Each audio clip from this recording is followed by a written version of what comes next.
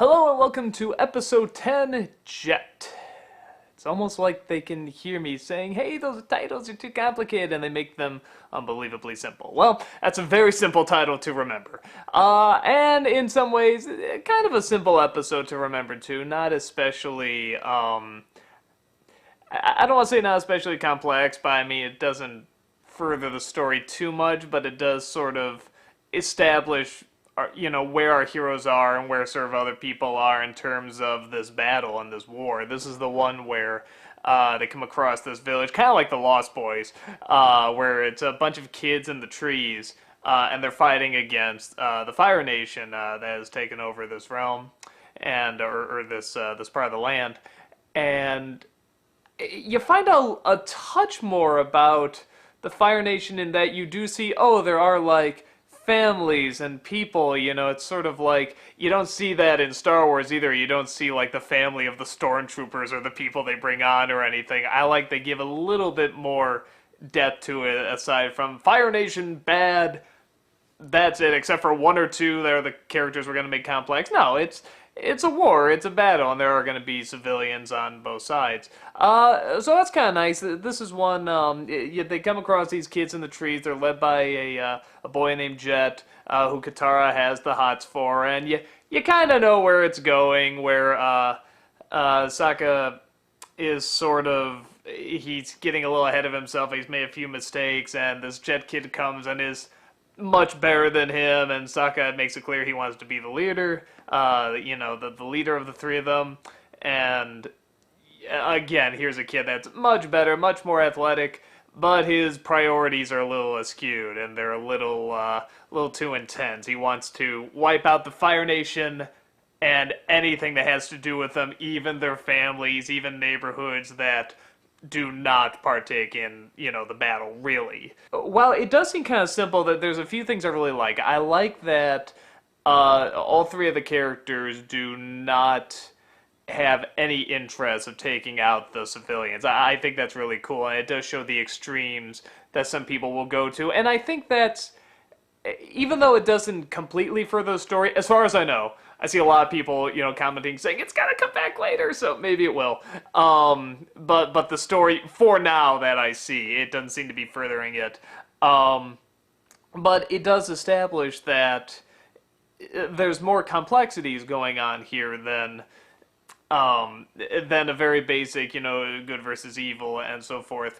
And I like that these three characters are very much, they got their priorities in the right place, and I think for younger viewers this is a really good chance to sort of look into this a little bit more, because I am seeing more and more kids programming does like to teach kind of more different lessons than they used to before, and maybe that is a common message now in kid shows, again, not having seen many currently, of does wiping out, is the very idea of are you with me or against me, is that the best mindset to go in with? And usually they lean towards no.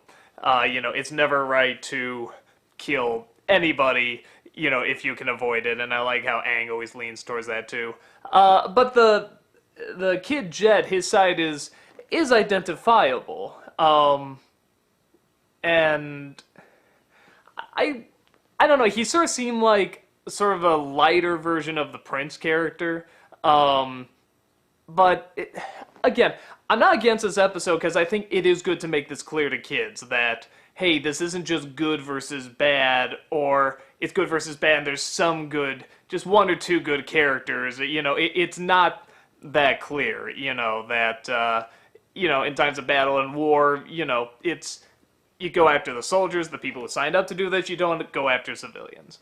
What I really like about this episode, though, is they go after this old man in the opening, and Sokka doesn't like it. He sees as a Fire Nation person, but he doesn't like that they're going after him and they were gonna beat him and stuff. And Sokka actually stands up for the guy.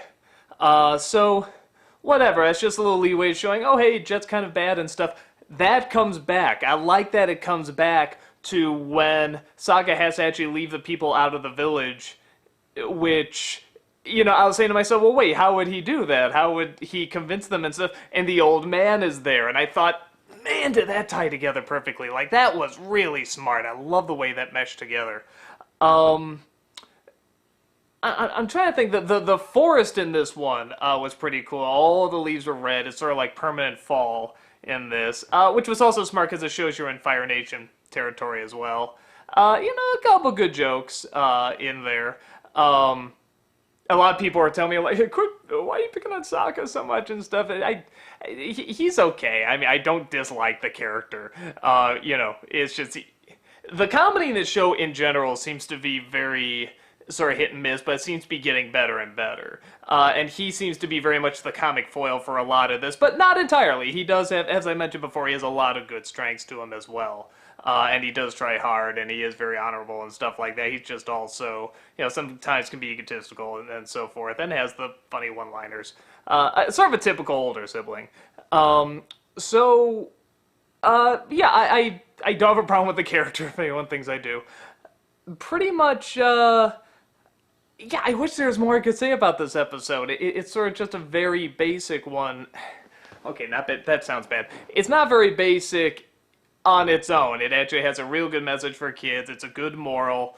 I like that we see a little bit more what the Fire Nation is sort of about a little bit. I mean, just the fact that you see they have families. It just sort of doesn't even dawn in your head. Again, it's like thinking, what do the stormtroopers, what are their families like? You don't think of this stuff. So I like that. I like it gives a little bit more, it gives the villains a little bit more of a personality outside of just the top 2 or 3 that are constantly going after them. And it gives them a little bit more of a life. And when you do that, it just makes the world more believable. So I do like that, and I think it's a good message they're getting across too. Didn't seem to further the story too much, but again, maybe they'll come back, maybe they'll do all this other stuff. But it's still good. It's still a good episode, and I was glad I saw it. Yeah, like I said, probably a short one today. I couldn't find a ton to say about this one, but you've heard me ramble on so much, it's probably a relief to you. So I will catch you guys in the next one. Take care.